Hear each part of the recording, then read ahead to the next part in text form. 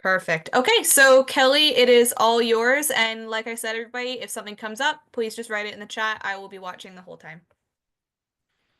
Great. I'm just pulling up the presentation. Do you see it?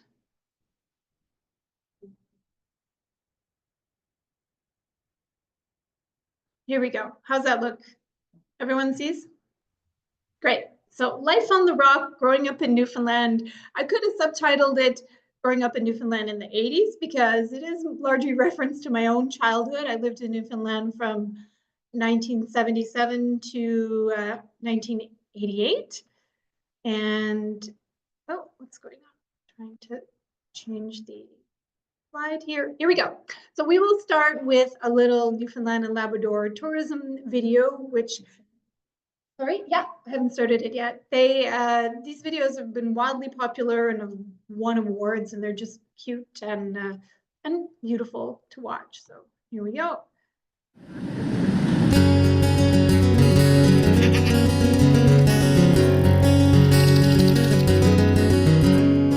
I's the boys that builds a boat, I's the boys that sails her, and I's the boys that catches the fish, brings them home to Liza. Hip your partner Sonny DeBow, hip your partner Sally Brown, Fogo, Twillingate, Morton's Harbour, all around the circle.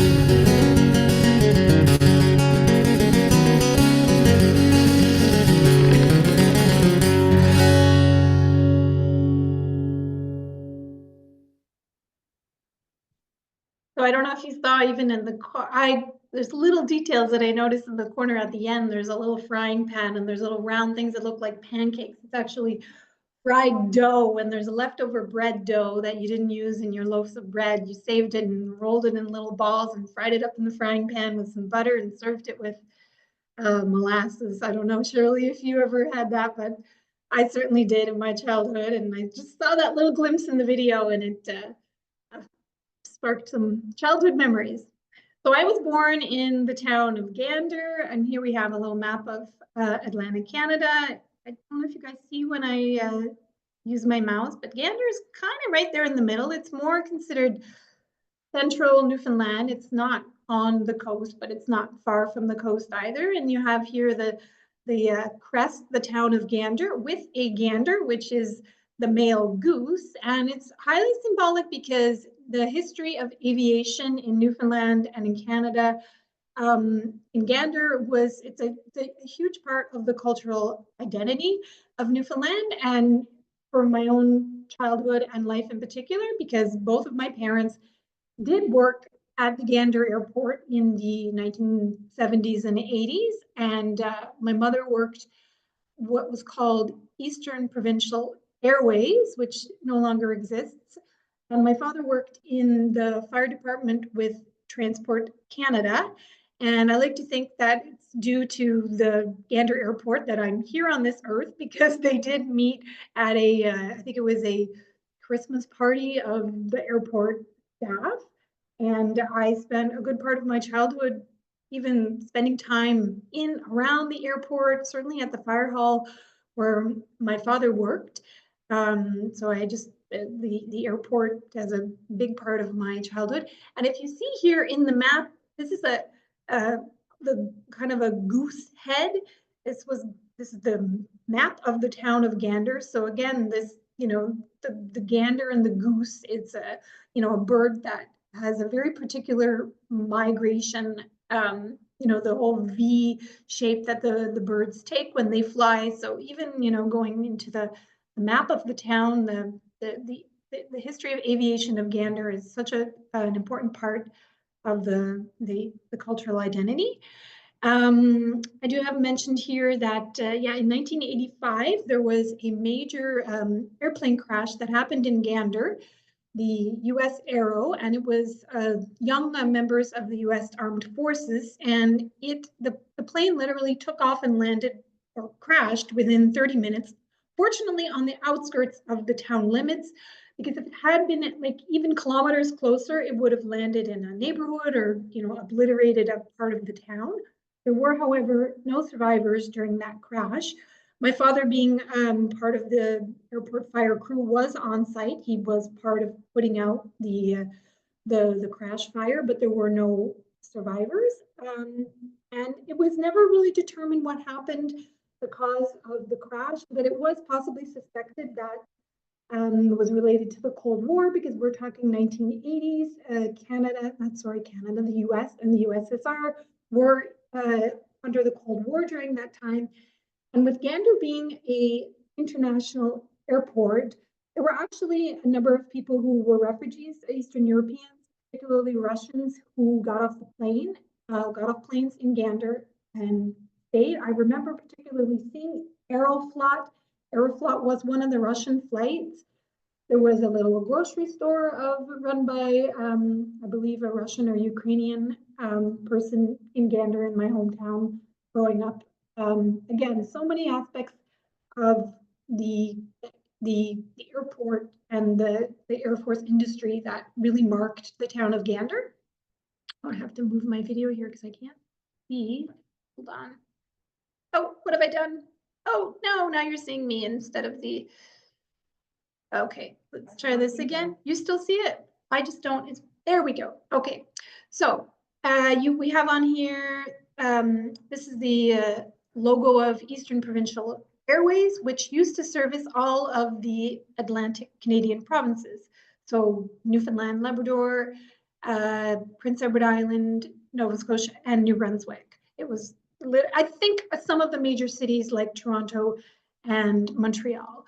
And my mother worked for that airline, and so we got discounted flights. We used to fly all over Newfoundland for nothing, next to nothing. And sadly, during the 1980s, that company was initially taken over by Canadian Pacific Airlines, which eventually developed and became amalgamated into Air Canada and is no longer running. But it was a really lovely, like, more regional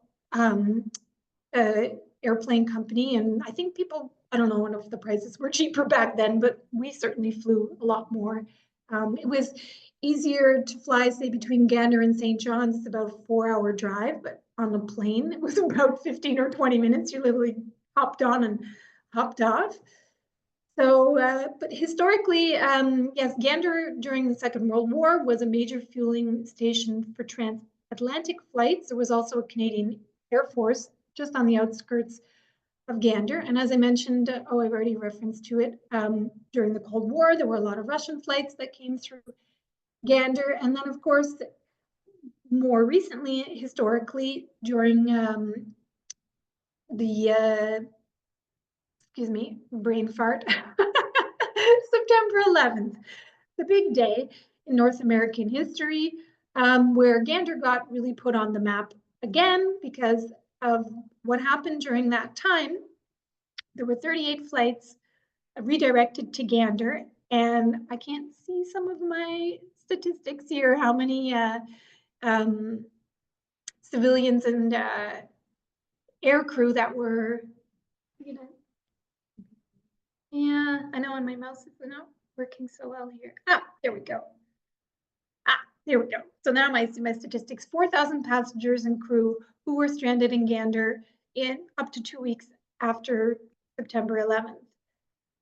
And now I can't change my slide. Here we go. No, we went too far ahead. Let's go back. So I like to see it as one of the, quote unquote, positive things that came out of the situation that happened during 9/11. And I was telling Emma at the beginning before we started, why particularly Gander? What happened in Gander? I mean, there were flights that had to be directed all over North America, and it was chosen to send flights to Gander to sort of redistribute away from the major urban centers like Toronto and Montreal. There were actually more passengers and crew that were received in Halifax in Nova Scotia, but Halifax being it's the largest urban center in the Maritimes, that had more accommodation capacity. They would have had more hotels. So what happened in Gander was that they had less, not less, there was still 2,000 people that landed in Gander, but they had less accommodation. So people were, taken into community centers, but then you put them in a community center, where are they going to take a shower? nobody knew how long people were going to stay. It was completely like day by day. Again, some people were in Gander up to 2 weeks, but at the time they had no idea of knowing if they were going to be there for, 2 days, 5 days, 10 days. And so what started happening was that people were taken into residents' homes. These were majority, as I understood, American citizens, people who had never even heard of Gander and were simply just blown away by the hospitality that they received, the open-heartedness of the people. And whether you know or not, eventually there was a memoir written about what happened. I think it was called the Day the World Came to Gander. The memoir was eventually converted into a musical, which ended up on Broadway. It has won Tony Awards, won the Best Direction for a Musical in 2017. It has toured internationally, London, Dublin, and it still runs on Broadway, and it's currently on tour. If anyone's interested in seeing it in Canada, I'm planning to go in Moncton because my sister lives there, but it's going to Toronto.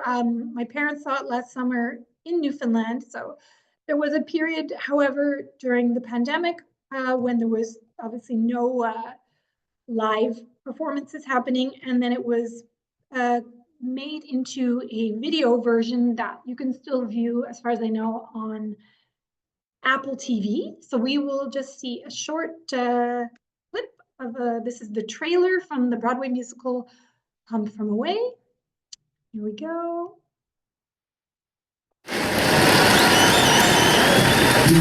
On the northeast tip of North America is a town called Gander. September 11th, 2001. Over 200 planes getting diverted. Even with all the hotels in town, we've got no room. With thousands of passengers arriving at any minute, the town is asking for help with, well, anything you can do. We barely know where we are. Just freaking out. I wish I was home. Thank you for shopping at Walmart. Would you like to come back to my house for a shower?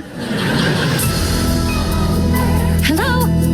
Yes, it's me. Dad, I'm okay.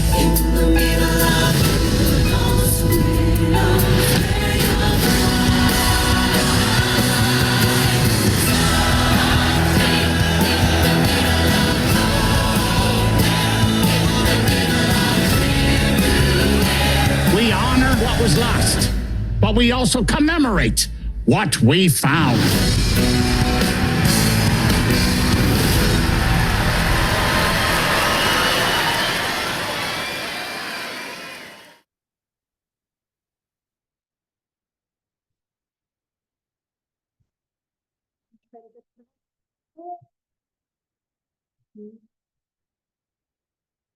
Yeah.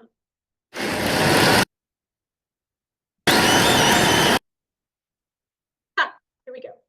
Well, just to conclude about the Come From Away, there were a couple of lines that I really loved. The man that you see, the bald man who's speaking primarily, he would have been representative of the mayor of the town. All of the actors were primarily American, who had to work on their Newfoundland accent to be the characters in the story. But I love the line of the woman in the Walmart who says, welcome to Walmart.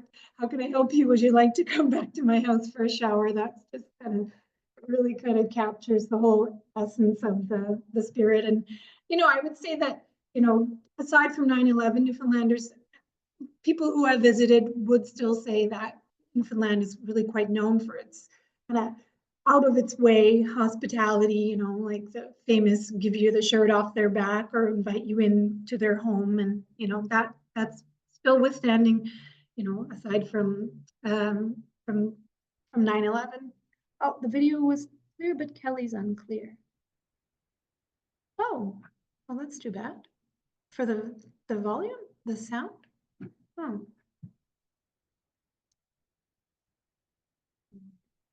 That's my sound though. I'm just checking in. Sorry to interrupt.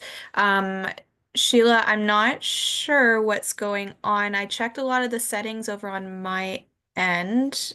Oh, okay. Huh. Right after the video. Okay, so I think it might just be a bit of interference because of the video, because the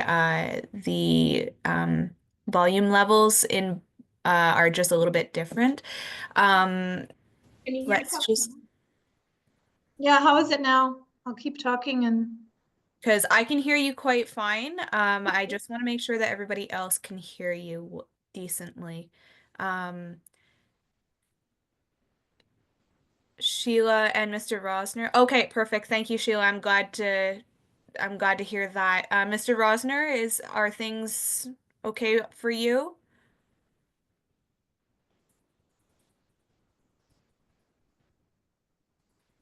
oh, Okay, listen. perfect. Okay, so I think we're okay for now. Again, if it changes at any point and everybody notices that something's not right, just write it in the chat. I'll double check it again. I think it's just that transition period from the video audio back to Kelli when you're speaking. I think it just needs a second to adjust. Okay, Okay, I will go you back to mute. see, okay, perfect. You still see the slide? Oops, I went too fast. I'm having a hard time seeing some of my things. Hold on. Okay, so now I see the title. So Newfoundland in the 1980s, which was, what I can reference because that's when I was there. But it was a pretty rich time, I would say. For myself, as a school-aged child, it was the inaugural period of the French immersion program that was put into place in Canada by the then Prime Minister Pierre Elliott Trudeau, our first Trudeau Prime Minister, and it was it's still standing. For it was quite phenomenal the reach that program brought French language instruction into all corners of Canada, including Newfoundland. And I would say we had great instructors. They would have primarily been from Quebec, and it was part of Trudeau's vision of a bilingual Canada. I know that for my parents, like they really saw it as, oh, I actually sort of dreamed of being a flight attendant, of course. I never did. But, with the history of my family and the airports and aviation, and of course, you want to be a flight attendant, you're going to be bilingual. And it started in kindergarten. We had our classes were fully immersed in French, although we only did half days during that time. And then sadly, towards the end of the 1980s, as I mentioned earlier, the Eastern Provincial Airways was eventually bought by CP Airlines, now eventually taken over by Air Canada, and then it kind of completely disappeared. So there was no more, and then that, resulted in my mother losing her job during that time. So can't talk about Newfoundland, however, without mentioning comedy, because we have a lot of famous Canadian comedians who are originally from Newfoundland. There was the series, some less well-known, called Codco, and of course, cod being such a big part of Newfoundland culture. This hour has 22 minutes, which is still running. Rick Mercer show. Rick Mercer would have been, I believe, one of the original cast of This Hour Has 22 Minutes. He was at least a writer. And then more recently, a show called Son of a Pritch, which shows you can watch on CBC Gem. Mark Pritch, who is the second from the left gentleman here, adjusting his tie. He is a well-known Newfoundland comedian, still working on This Hour Has 22 Minutes. He wrote a memoir of his childhood in St. John's, Newfoundland, called Son of a Pritch. Pritch is his surname. That memoir got converted into a TV show, and I think there's like 3 seasons. And for me personally, it's like watching an eye into my childhood, because Rich is only a few years older than myself. He went to a Catholic school in St. John's, and the show, I mean, it's funny. It has all these cultural references, but he was like 13 years of going to a Catholic school. He was getting picked on, bullied. It's just a really funny show. And little side fact, I have a number of comedians in my family, including my cousin Matt Bragg. He is a stand-up comedian, and he also writes for 22 Minutes, and he is sometimes a cast member of Son of a Critch. So, it's like a 10 degrees of separation. But yeah, I have also a cousin who's a member of he's one of the Trailer Park Boys. So we all have a little bit of comedy in our blood, I think, having been with a little bit of Newfoundland. Newfoundlanders have all a little bit of that comedy gene, I think. I think it's just from the harsh climate and the tough lifestyle that we have to find a, sense of humor. And so I'll show you a little clip of Son of a Critch, and again, we'll try to give a little bit of time after the video. So here in the slide, I have images of pickles and cucumbers. You'll get it a little further when you see the video. But the clip that I have from the show, it was about this project that happened in St. John's in the 80s called the Sprung Greenhouse. It was a huge, like, I think what they called in the days, like, of the beginnings of public-private partnerships. So it was a private company that partnered with the Newfoundland and Canadian government at the time to bring a sort of economic boom into the, Newfoundland always sort of struggled economically. We were highly taxed and didn't have a high, people didn't have high salaries. Unemployment was low even before unemployment was high even before the cod industry failed. So this greenhouse project produced largely cucumbers and I think some tomatoes, but people didn't even eat cucumbers growing up in Newfoundland in the 1980s. We didn't have a lot of fresh produce. So you'll see in the video, it's just a joke about the cucumbers and the whole Sprung Greenhouse project, which sadly became a huge flop. It did not take off. A lot of money was spent, became a big debt as well, and people just didn't buy it. They weren't buying it. Nobody was into cucumbers. So you'll see from the video, it gives you an idea about what happened and also just a little glimpse into kind of the Newfoundland sense of humor. So here's the video. After 500 years of codfish, the government felt it was time to modernize their economy. And nothing says modern like cucumbers. That's right, cucumbers. Premier Peckford announced today that the government-funded Sprung Greenhouse has produced the province's first batch of hydroponically grown cucumbers. Thanks to new technology, they can now take a cucumber from seedling to grocery aisle in just 6 days. The Premier says it's the start of the green economy, and that $22 million is a small price to pay for prosperity. That's our own Melissa Stoke. Remember this day, the day Newfoundland turned the corner. We are officially a cucumber province. Are you cracked? Nobody here likes cucumbers. I do. That greenhouse is buying advertising time on the station. So from now on, this is a cucumber house. You can't grow anything here. Newfoundland is a rock. The soil is as deep and fertile as that stuff in a cat's litter box. What's a cucumber? It's a fruit. It's a vegetable. It's a dry pickle. That'll never catch on. I get my greens secondhand. Rabbit eats the lettuce. I eat the rabbit. Imagine all the things you could grow hydroponically. Non-traditional crops. this wasn't really news to my brother, who had already been experimenting with his own non-traditional crops. Imagine the spin-off industries. Cucumber salad, pickles. Some Hollywood starlets even put cucumber slices on their eyes. You think you're going to sell cucumbers to Californians? That's like them selling us fog. We could ship them frozen. I prefer my vegetables that way, like peas or french fries. Well, you can worry about things you're never going to eat after you eat what you got in your bloody plates.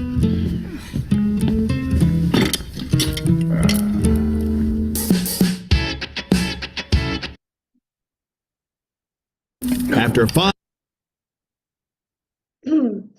Okay, so let's do a little sound test here. How is it? It seems to be adjusting. It's in that adjustment period because it's a little bit glitchy over here. Yeah. Well, that just made me laugh so much. There's so much in that one little clip. But so the man who's plays the father in the show is actually Mark Critch, who is the writer, producer. Like I said, he wrote the memoir, and then he plays his father in the show. The grandfather there, he makes a reference about like selling fog. Of course, Newfoundland being, fog being one of the dominant weather patterns. I just discovered a few weeks ago, a company now in Newfoundland that makes vodka, and they literally capture the fog. I am not kidding. They were on Dragon's Den, which is a Canadian like entrepreneurial show where you pitch your project. They literally have some kind of technology that captures the water vapor from the fog, and they use it in the production of their vodka. I don't know if they won Dragon's Den or not, but I just thought that was an interesting aside. So continuing on, holidays and traditions, which again, growing up in Newfoundland, there are some unique traditions that a lot of them come from the old European, and Newfoundland having been still a British colony up until 1945. I grew up with certain traditions that I didn't know at the time, but now I know were literally sort of just an extension of some of these old European traditions that got kind of their own flavor and twist by Newfoundland.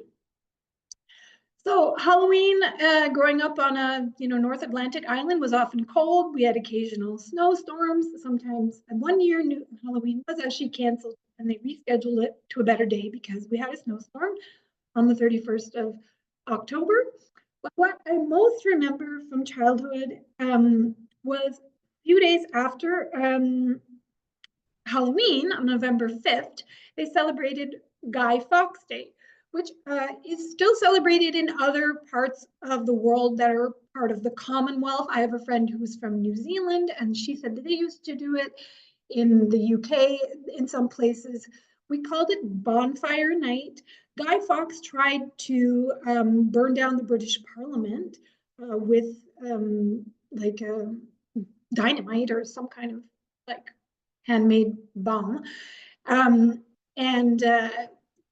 In Newfoundland, but I mean, we being part of still the British colony then, it evolved into this bonfire night, which happened on Guy Fawkes Day, but it was huge. They were these community fires. As you can see in the picture, that's not an exaggeration. I do remember the fires being very large. This is the 1980s. We weren't so eco-conscious.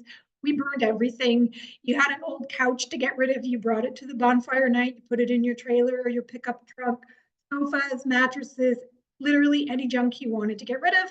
And again, November 5th in Newfoundland could be quite cold, so you wanted a nice warm fire to keep you warm.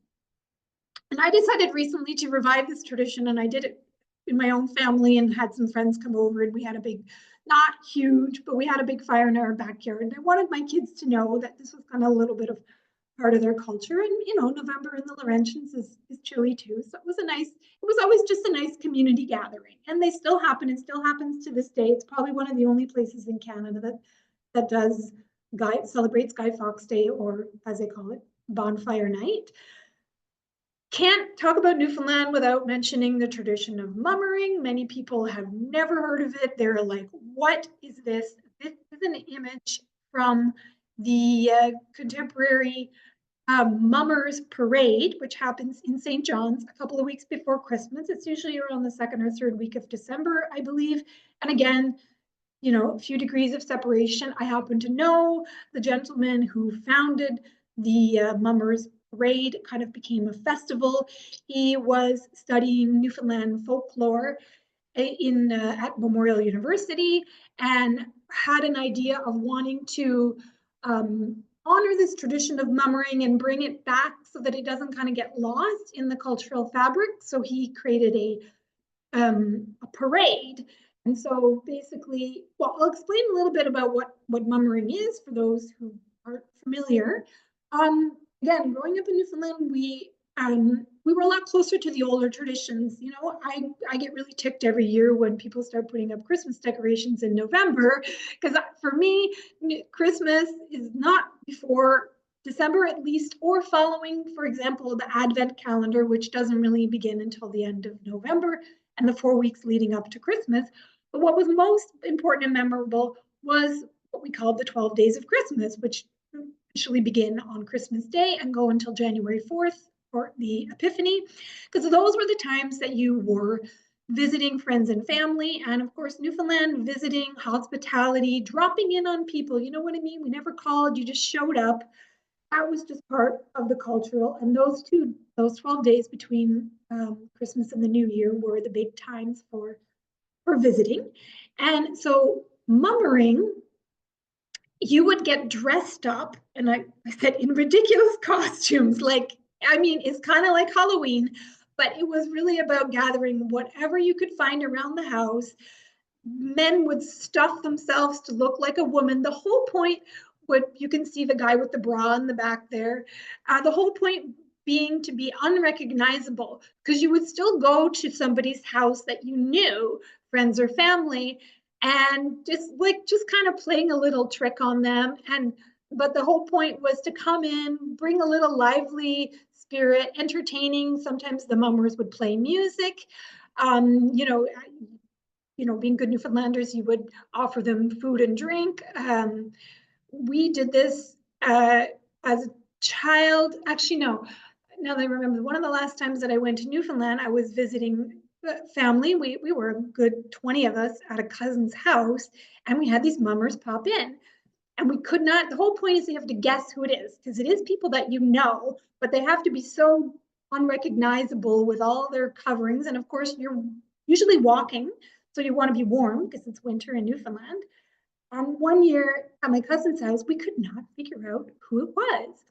And then we realized it was my cousin Joan who was hosting us. Somebody said, "Where's Joan?"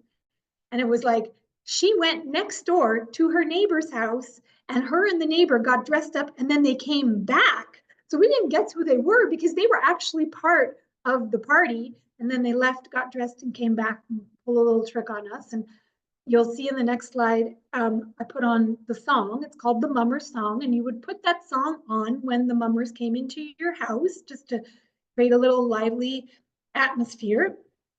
That it's hard to get a lot of information about the origin of the culture, but the best that I get is that would have came from old European traditions, likely England or Ireland. And I even found that possibly County Wexford, which, as an aside, my family, the Hanrahans, are from County Wexford, because I have a cousin who did some genealogy research.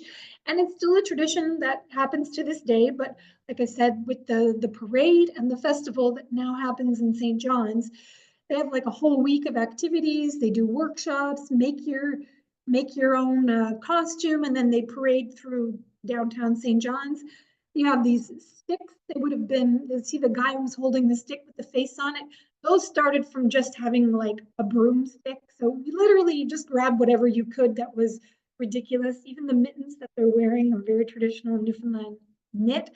This video isn't great quality because it's from the 1980s, but it gives you an idea. They come into the house, they put on the song. Here we have more images from the Mummers Festival in St. John's, and this is like a classic Newfoundland. The image, the one on the top of the houses, the very colorful houses in St. John's. They call it there's an area that they call Jelly Bean Row because each house is a different color. Anything else? Yeah, you see the bras, all the faces covered, and just complete ridiculousness in good Newfoundland tradition. So here is the Mummer Song by a band called Simini. Oh boy, they're good.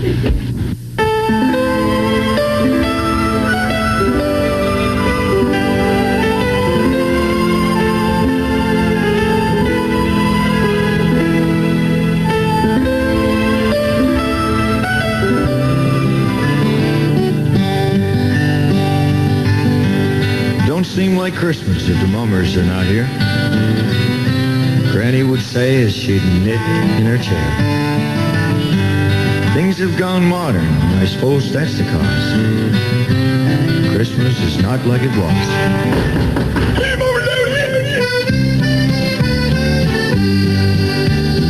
Mark, what's the noise out by the porch door? Granny, 'tis mummers, there's 20 or more. Her old withered face brightens up with a grin. Any mummers, nice mummers, loud in. Come in, lovely mummers, don't bother the snow. We can wipe up the water sure after you go.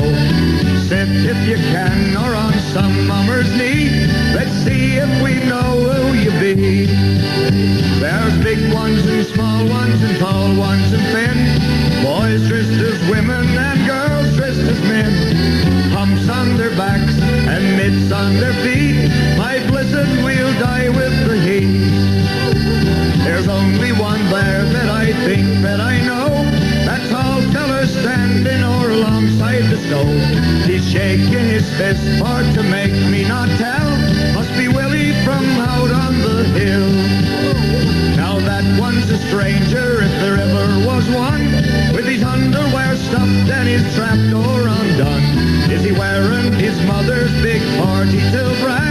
I knows, but I'm not going to say. Don't suppose you find mummers would turn down a drop. No homebrew or elky, whatever you got.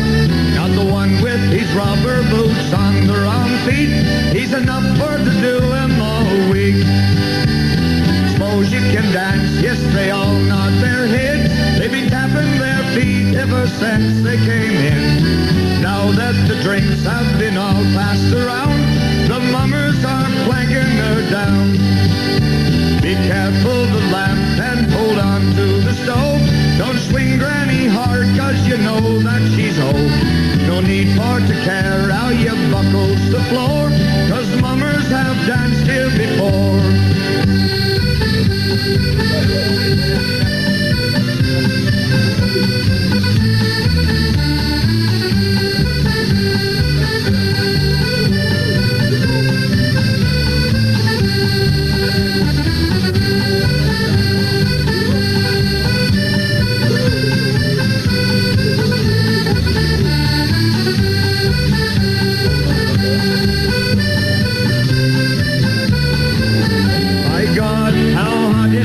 We'd better go. I allow we'll all get the devil's own coat. Good night and good Christmas, mummers, me dears. Please God, we will see you next year. Good night and good Christmas, mummers, me dears. Please God, we will see you next year.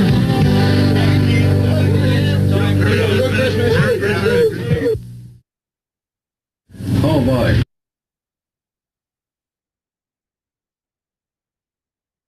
Okay, so I'm going back to this slide because I just wanted to make reference to one of the lines of the song. There's big ones and small ones, tall ones and thin. There's boys dressed as women and girls dressed as men. With humps on their back and mitts on their feet, my blessed will die with the heat. So that just gives you a little glimpse into, yeah, most people would have had a copy of that cassette tape in their house. The Simini was a popular Newfoundland folk band. You hear the accordion there. And if you had mummers show up at your house, you'd put on that song right away and get the spirit going. So that's a little bit. And a little aside, I visited Portugal one time. I was in Lisbon, and there was a folk parade, and it was the only other time I've seen anything close to mummers. They had the sticks in their hands, and their faces were covered. So there is a connection as well with Newfoundland and Portugal, certainly with the cod fishing industry. So I feel like it's like an amalgam of different traditions. But I was surprised because when I saw that in Portugal, it immediately made me think of the mummers, and it made sense that some of these traditions, because there were parts of Newfoundland that were also colonized by the Portuguese. Oh boy. Can't talk about Newfoundland without food. I can't see my title here. What does it say? Oh, I can't read it. Something. I can see it here, Kelly. It says codfish, moose meat, and sea flipper Thank you. pie. Sea flipper pie. Yeah. So yeah, growing up in Newfoundland, yeah, we didn't have, as I mentioned, access to great fresh produce, but we did have meat, fish, wild-caught game, and certainly moose meat. There were a lot of moose in Newfoundland. A little aside, again, a few degrees of separation. Moose is actually not native to Newfoundland, it was brought over, and when that happens in terms of biodiversity, it results in usually a species being dominant. So that is part of the reason why there's a large population of moose on the island, is that they're actually not native to the island, so they become a more dominant species. And moose meat, well, it's I enjoyed it. I ate everything as a child, but we also caught rabbit, certainly codfish. My grandfather, caught literally right in his backyard. He lived right on the ocean. Less seafood. Let's say, for example, shellfish. That's a little more like Prince Edward Island. We did catch lobster a bit, but back in the day, it was not as gourmet as it is now.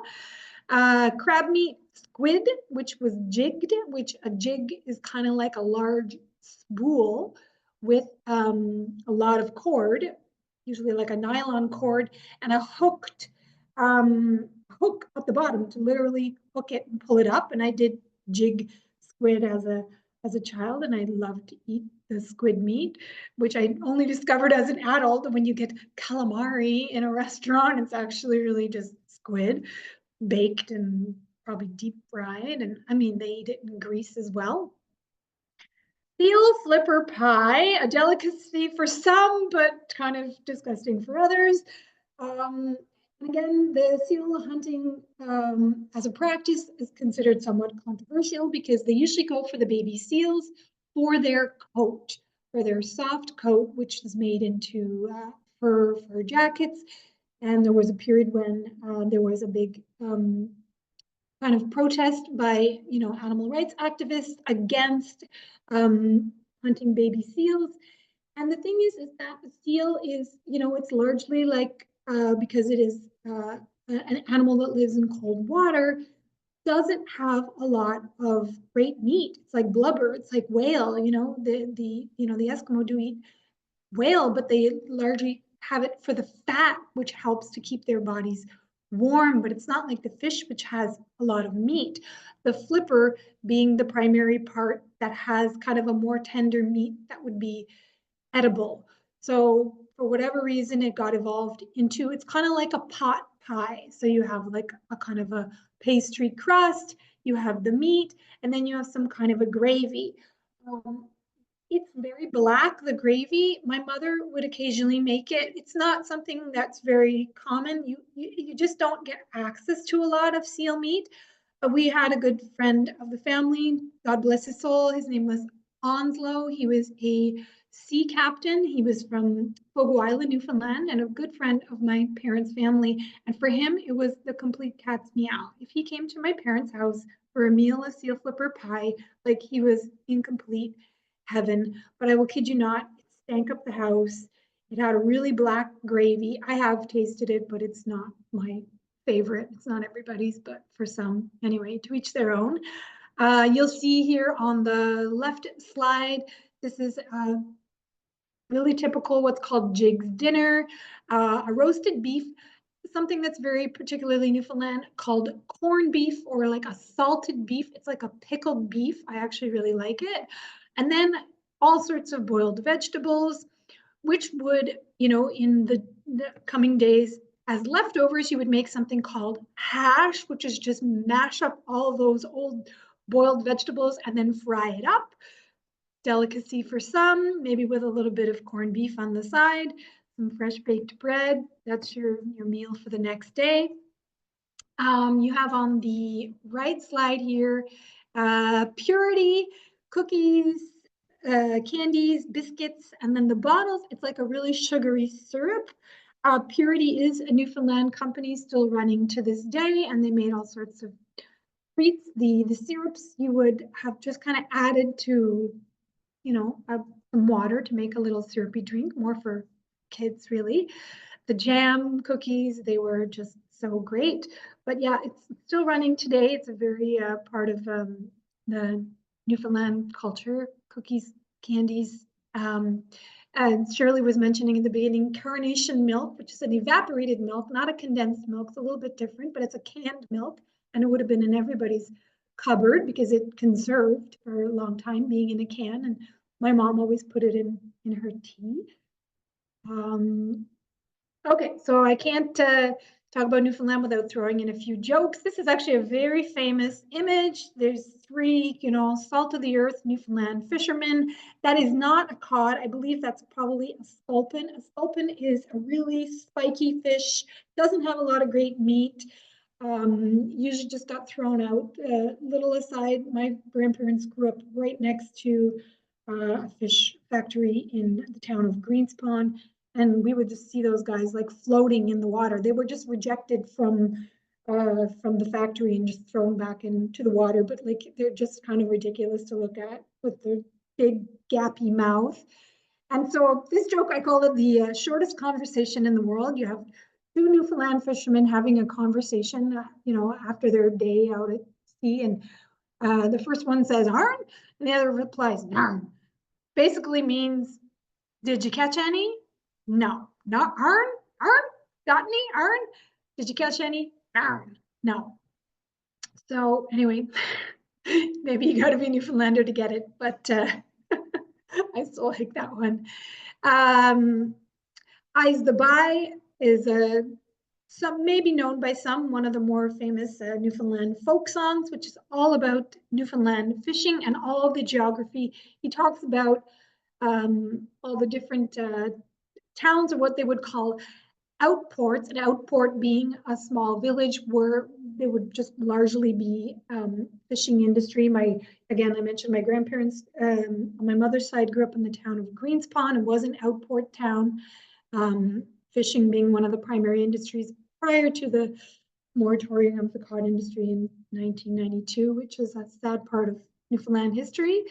Do I have, yes, I do play Eyes of the By, which is by the version of Great Big Sea, which became a popular Canadian folk band based in St. John's. So you'll hear, I think I have the lyrics on here, which is nice. You can read the lyrics as we hear the song.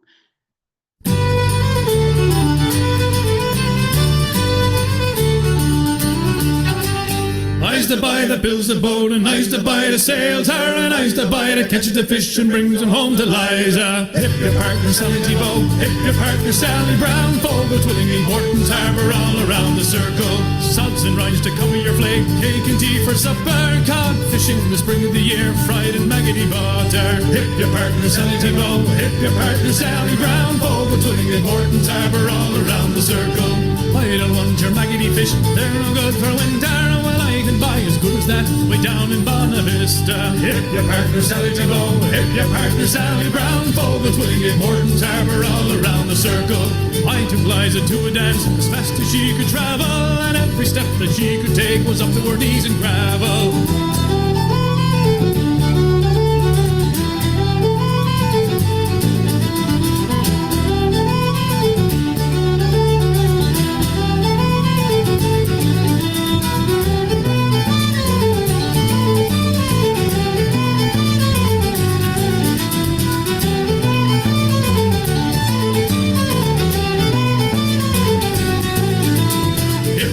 Sally Thibault, hip your partner Sally Brown, Fogle, Twillingy, Morton's Harbour, all around the circle. Susan White, she's out of sight, her petticoat wants the border, while lonesome Oliver in the dark, he kissed her in the corner. Hip your partner Sally Thibault, hip your partner Sally Brown, Fogle, Twillingy, Morton's Harbour, all around the circle. Eyes the buy that builds the boat, and eyes the buy that sails her, and eyes the buy that catches the fish and brings them home to Liza. Hip your partner Sally Thibault, hip your partner Sally Brown, Fogle, Twillingy, Morton's Harbour, all around the circle.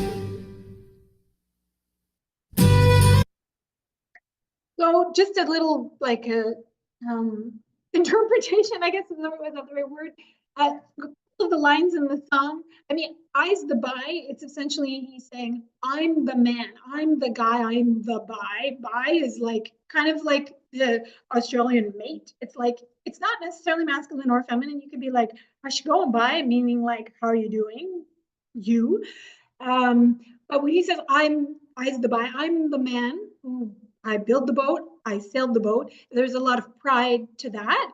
And when they say hip your partner, Sally Thibault, hip your partner, Sally Brown, it's essentially grab your partner, link arms, hip to hip, you're spinning them around. It would be considered like a jig or a reel, which is like a dancing song. You know, you grab your partner, switch partner, hip your partner, Sally Brown, you're switching partners as you're dancing. And, you know, jigs and reels are definitely just like a more uppity kind of song. It's a song for dancing, and, you know, it's a uplifting and positive. And again, the eyes to buy, there's a pride. He talks about, like, I don't want your maggoty fish. He's like a fisherman saying, like, you know, I catch fish better than yours. We have better fish in our bay than your bay. He references Fogo, Twilligate, Morton Harbor. They're all little fishing bays. So it's a really rich song, and it tells a lot about the culture, the fishing culture.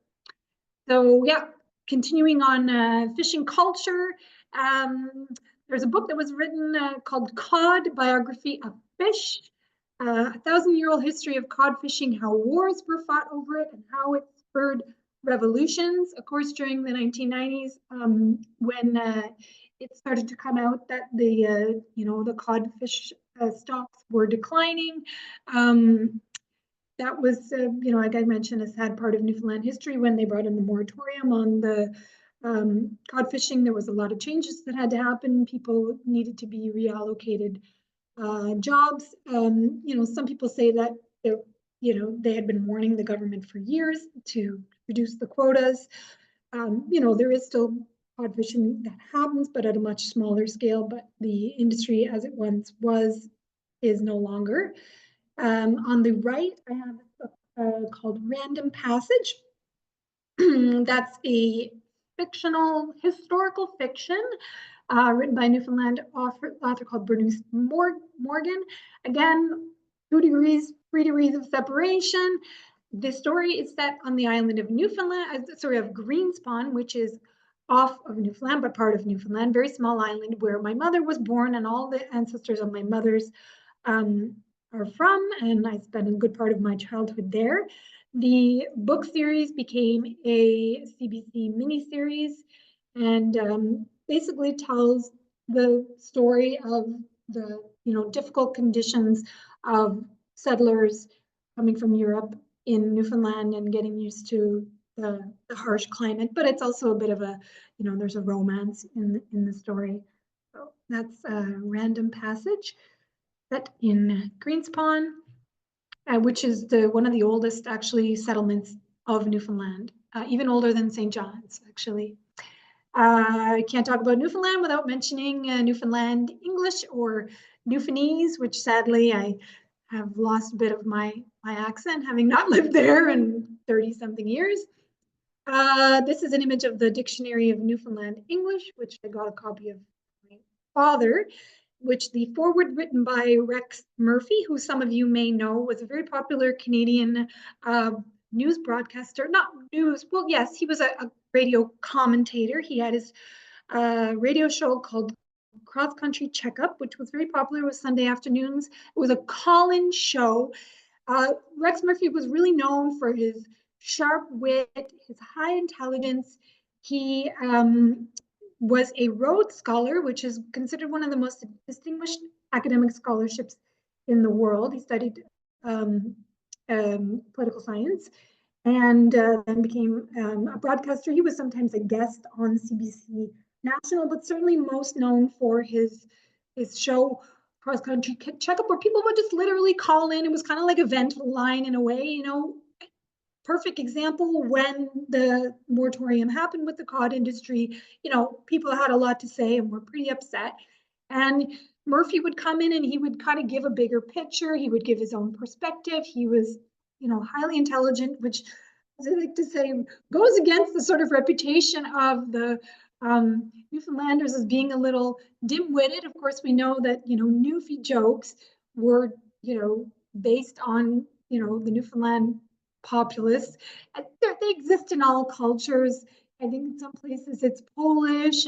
There's also the blonde jokes. It's basically the person who's the butt of the joke. But in Canada, it's Newfie jokes. But I like to think that no, we are not as dim-witted as the culture, popular culture, and we have a very rich culture. And again, the Memorial University of Newfoundland has a folk history department, and it's actually the dictionary there. It's quite huge. It's a very, very thick dictionary. So there's tons of expressions that are just unique to Newfoundland. And here we go. I collected a few just to so you get your little Newfie 101.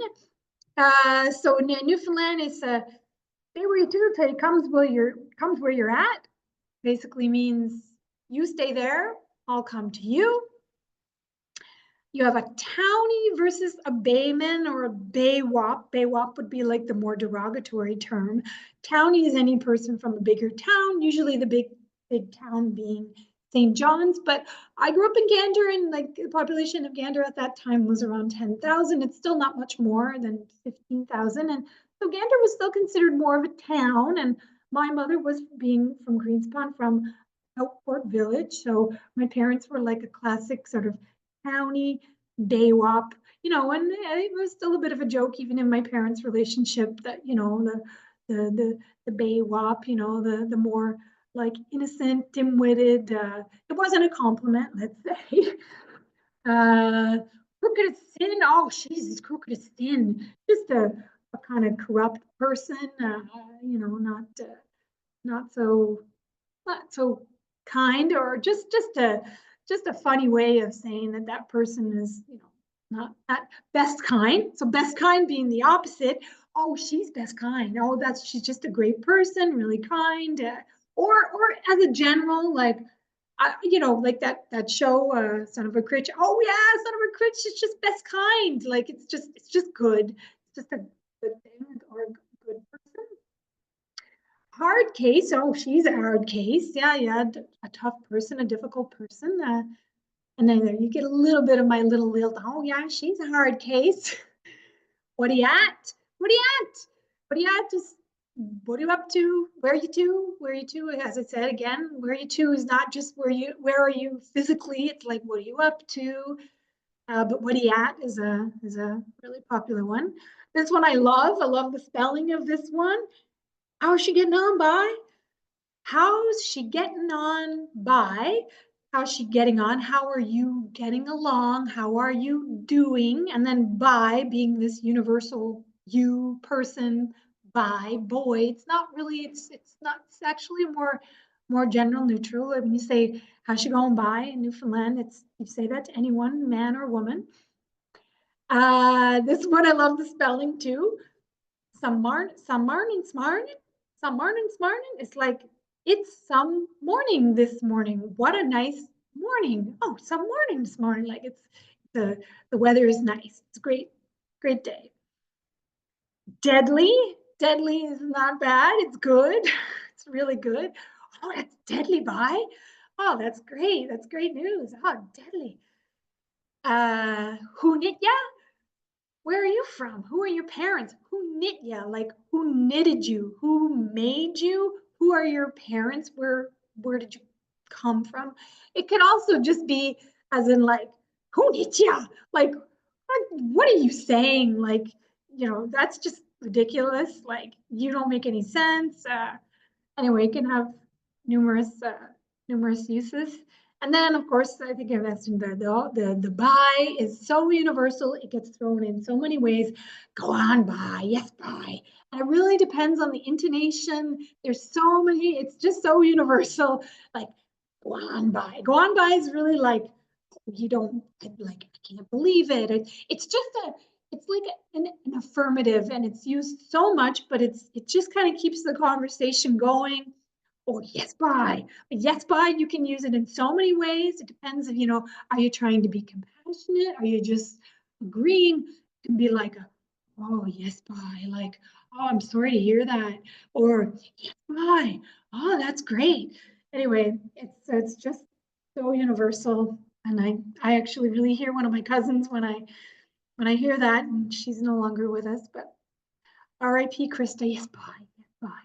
Just you can't overdo it, but you can. But anyway, it does get overused a little bit.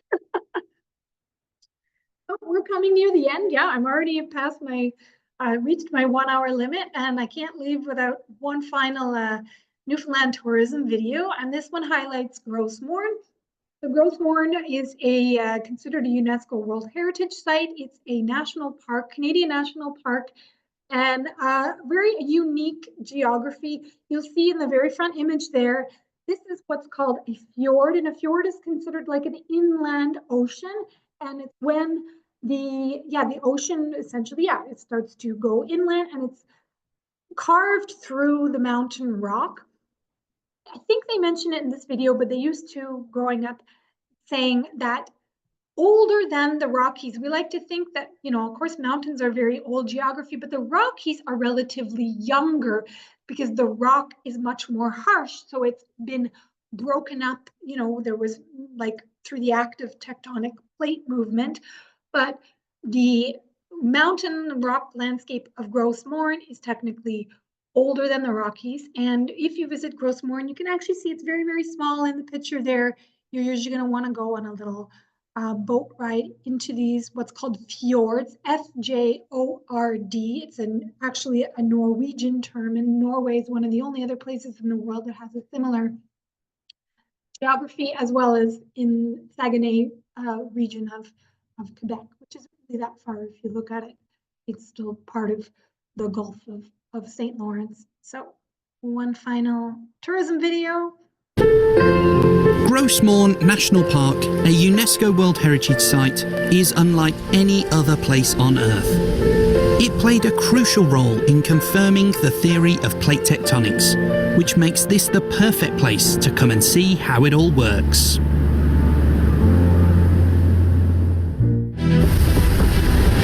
The Rock. The Big Land. Newfoundland and Labrador is home to some of the greatest geological discoveries on the planet. Follow along as we journey across these legendary coasts, unearthing stories millions of years in the making.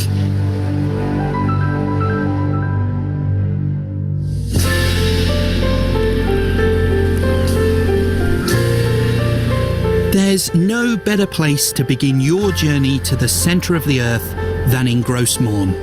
You can explore parts of the Earth's mantle heaved onto the land, which offer a rare glimpse into the dark depths of our planet. So this is a wonderful specimen of peridotite from the Gros Morne National Park. Now, when it was deep under the Earth, it was this very deep green colour, and that's because of a mineral called olivine. But the moment we bring that to the surface, it reacts with the oxygen in the atmosphere, and we get this characteristic rusty red surface that evokes feelings of even being on Mars. A trip to Gros Morne gives us a preview of how the world slowly shifted. When you experience this otherworldly place, it's hard not to feel moved, even if there's solid ground right beneath your feet.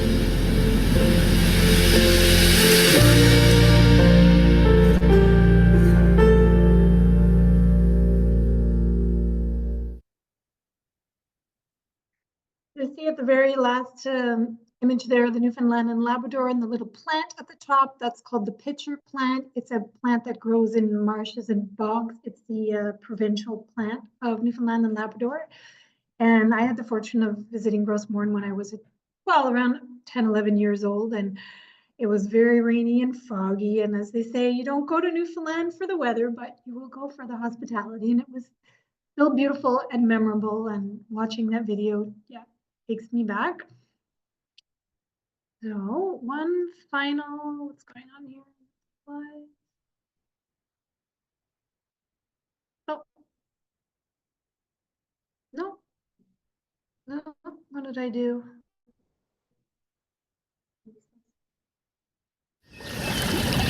Okay, what have I done? Sorry, hold on a second here. Aha, I need to be able to see my slides. There we go. So I can go to the next one. No, what's going on? Yeah, but I have to be able to play the final, oh dear. No. Share. That is so weird.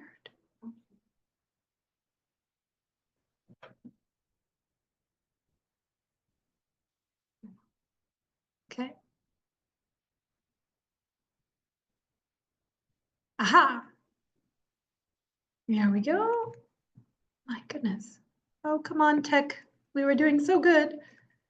Because there's one more concluding.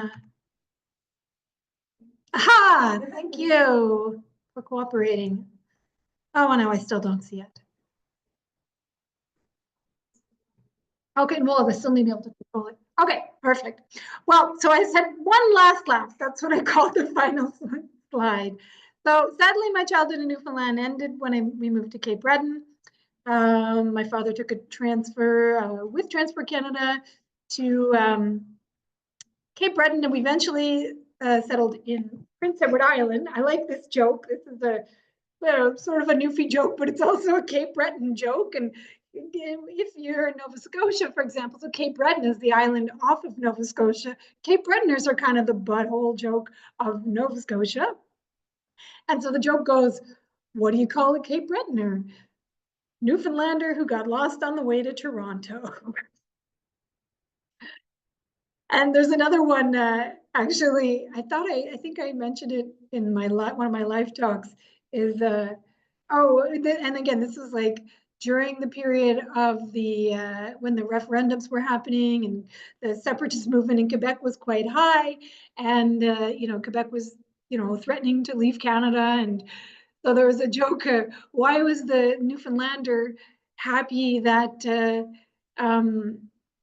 that Quebec would separate? Oh, well, it would be faster to get to Toronto. But ching.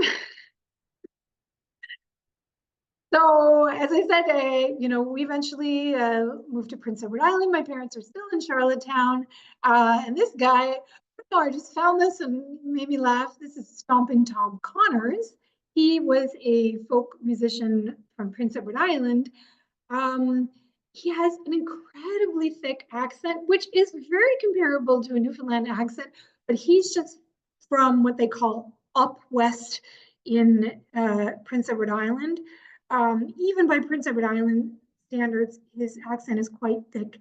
And he really kind of played into this kind of sort of like cowboy persona. You see him there with his hat, and he played country music, and everybody probably knows the Bud the Spud from the bright red mud rolling down the highway smiling. That was his famous song about the Prince Edward Island potato industry. But I found this, he's just telling jokes before he plays a song, but it was a bit of a Newfie joke. So I found it and concluded on this because it was kind of a little link between Newfoundland and Prince Edward Island. So one last video.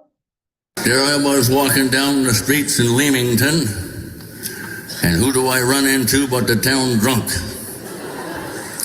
Well, he staggers up to me, I stagger up to him.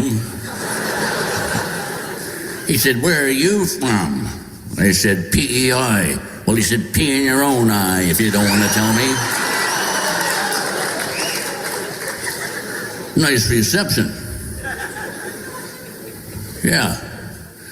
And then the next thing I knows, he says, do you know any Newfie jokes? Asking me if I know any Newfie jokes. So I told him one. He said, you must be that Stamp and Tam guy, are ya? Big black cowboy hat. He said, what's black and blue and lays on the floor? I said, I don't know. He said, she's going to be you if you keep telling them Newfie jokes.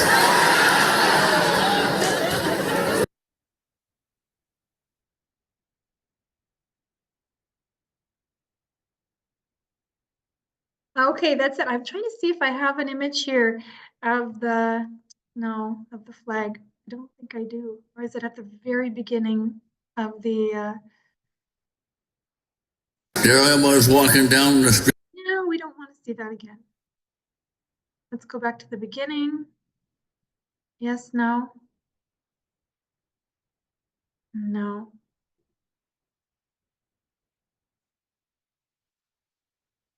Oh, well, I was mentioning to Shirley at the very beginning of,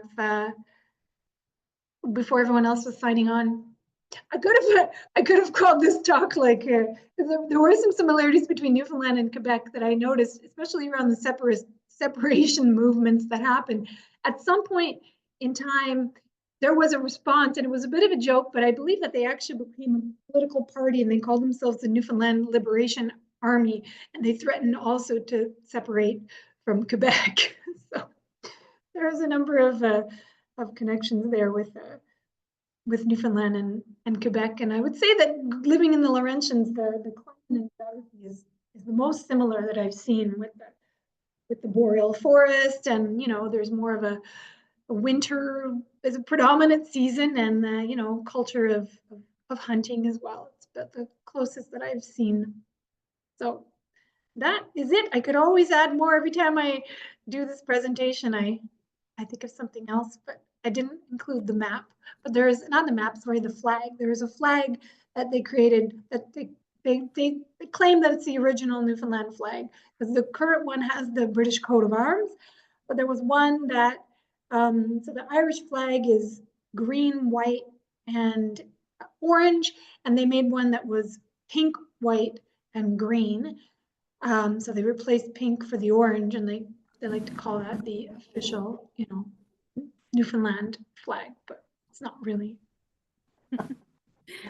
That's wonderful. Well, thank you, Kelly. I'm going to stop recording now. So if people still have questions or comments or things like that, we can definitely stick around for a little bit longer. But otherwise, that was such a fun presentation to listen to. Everything I learn about Newfoundland makes me want to get out there even more. So thanks again, Kelly. And My pleasure. We're really glad we were able to record it this time. Too. Okay, so recording will end very shortly. So if anybody wants to tune in to ask questions or have comments, please feel free. Thank you very much. I really enjoyed that. Thanks, Shirley. Good to have a Newfoundland.